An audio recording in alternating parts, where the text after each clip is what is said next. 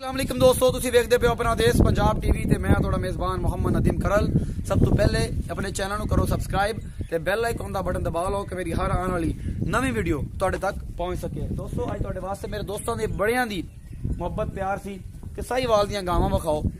अज मैं तुहाडे वास्ते घर विचों साहिवाल दियां गावां लैके हाजिर होया और इंशाअल्लाह तुहानूं पसंद भी आणगियां। चंगियां भी ने, मिठियां भी ने, सूइयां भी सजरा ने, रेट भी मकूल ने, यह सारा कुछ अज तुहाडे वीर तुहाडे वास्ते जिहड़े मझां ते गावां दी वीडियो लैके आया सारियां अनमोल ने और इंशाअल्लाह तुहानूं पसंद भी बेहद आणगियां। ते दोस्तों सब तो पहले ए गोरे रंग दी गां साहिवाल दी प्योर गां है। ए तुसीं मेरा कैमरामैन तुहानूं विखा रहा है, मैं इहदे कोल आ जाना। इहनूं थोड़ी कोशिश करना कि सारा विखा लईए। इहदा जो कुछ भी है ए थन चड्डा हैवाना एक एक चीज। ये सूई है जी 10 दिन दी, ये 10 दिन दी सूई हुई है। ये कोल दुध भी ठीक ठाक है सारा कुछ। ये मैं जी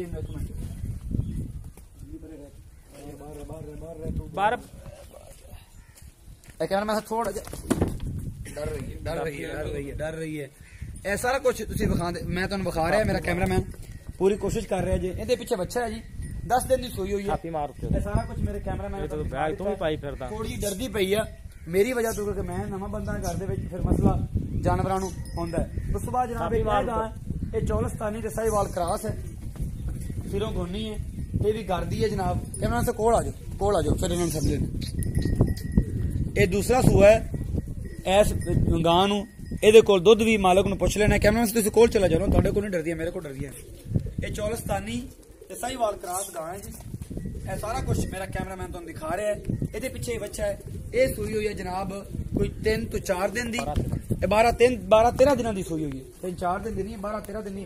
यह धुन थन चड्डा एक एक चीज मेरा कैमरामैन तुहानूं दिखा रहा है। बस मेरे को डरदी है भी घर के जानवर जिहड़े ने हमेशा इवें डरदे होंदे ने ओपरिया बंदियां तो, ओहदी वजह तो यह मसला है जी, और कोई प्रॉब्लम नहीं हैगी। यह सारा कुछ आओ जी मामा जी मेरे को आओ ना, जरा इन्होंने रेट रूट करो। इत्थे अच्छा अच्छा जी। ਇਹ ਜਿਹੜੀ ਸਾहिवाल वाली पहले नंबर वाली गां विखाई है, ये घर ਦੀਆਂ ਤੇ ਹੈਗੀਆਂ ਨੇ। ਇਹਨਾਂ ਕੋਲ ਫਾਈਨਲ ਜਿਹੜਾ ਦੁੱਧ ਹੈ ਉਹ ਕਿੰਨਾ ਹੈ? ਦੁੱਧ ਉਸ ਥੱਲੇ ਗੋਰੀ ਥੱਲੇ ਹੈ 11 ਤੋਂ 13-14 ਕਿਲੋ ਦੇਵਾਂਗੇ। 11 ਤੋਂ 13 ਕਿਲੋ ਦੁੱਧ ਚੁਆ ਕੇ ਦਿਓਗੇ ਬੱਚੇ ਨੂੰ ਛੱਡ ਕੇ। ਫਾਈਨਲ ਜਿਹੜੇ ਉਹਦੇ ਪੈਸੇ ਨੇ ਉਹ ਕਿੰਨੇ ਨੇ? 1,60,000 1,60,000 रुपया जनाब इनका फाइनल मुल है। ये जनाब चाचा जी होरां ने कीता है।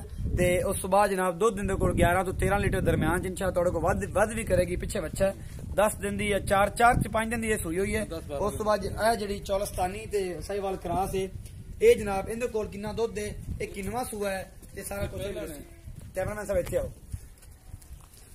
ये ओ पहले ने क्या दूजन है? दूजन है ये दूजन है जी। चौलस्तानी ते साहिवाल जी क्रॉस है, यह काले रंग की जी लाल ज्यादा है।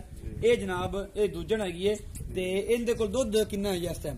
इधर लाओ जी 11 तो 12 किलो इहदे कोल दुध हैगा जी।